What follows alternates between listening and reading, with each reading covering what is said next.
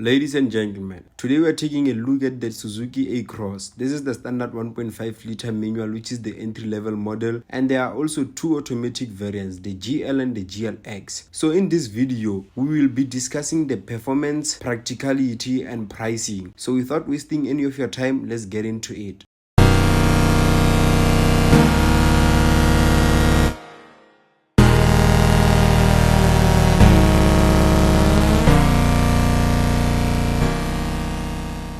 Starting with the overall design, I actually like how this car looks. This front is clean, well put together, and the sides also look decent. The rear door, I'm not really a fan. It feels a bit awkward, but it's not a deal breaker. And just to give you some context, this car is actually a rebadged version of the Toyota RAV4, coming from the partnership between Toyota and Suzuki. Now let's take a look at the interior. I'm definitely sure you've seen this setup before, especially if you've watched my Frank's video. The digital cluster shows this cool startup when you turn the car on, which is a nice touch, and the infotainment system is bigger, 10.1 inches, which is actually larger than what you get in some other models. You still get physical buttons for the climate control, which I like. It just makes things easier to use while driving. And at the back, the space is actually decent. I can't complain. It feels bigger than expected, and overall it makes the passengers quite comfortable. And one thing that I've realized is that this car is actually bigger than the Toyota Corolla Cross. And now let's move to the boot space. But before we do that, I would just like to say thank you to everyone supporting the channel. It's really appreciated. And if you've made it this far, please like,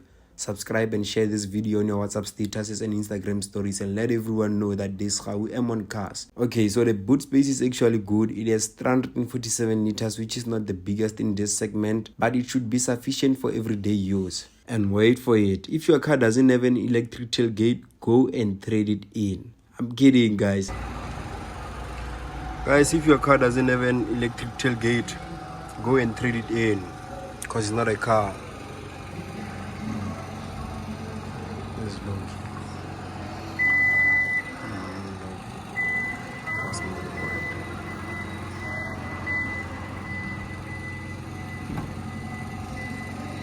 And before I forget, this is a hybrid model, but then I'll cover how the hybrid system works later. But overall, it's a good addition in terms of efficiency. Now when it comes to performance, this car comes with a 1.5 liter K15C petrol engine producing 76 kilowatts and 137 newtons meters of torque, with fuel consumption around 5.3 liters per 100 kilometers. And guys, remember, this is a mild hybrid. Basically, it means the electric system assists the engine, especially when pulling off and driving in traffic. It helps improve fuel efficiency, but it doesn't drive the car on its own, so I would recommend it, yes, especially for everyday driving and city traffic. That's where the hybrid system works best. But for long distances, driving under constant load, the hybrid support is limited. Yeah, that's pretty much it for performance. Now let's move to pricing. The car comes with a 45 liter fuel tank, and depending on driving style, you can get over 800 kilometers on a full tank. Pricing is around 350,000 rands, and with monthly installments around 4,800 rands, and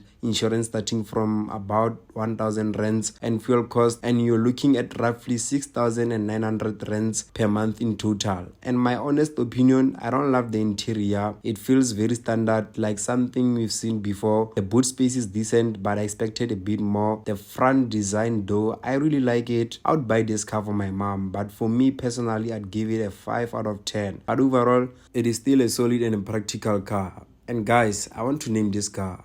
This will be my first time naming a car, and I've decided to name this one Avery, because the first time I came here to shoot, I was with my boy Mokete. Well, his other name is Avery, so I just felt like it makes sense to name the car after him. I feel like it's a dope name. It just fits the car. So yeah, Avery. And with that being said, I'll see you in the next video. Peace out.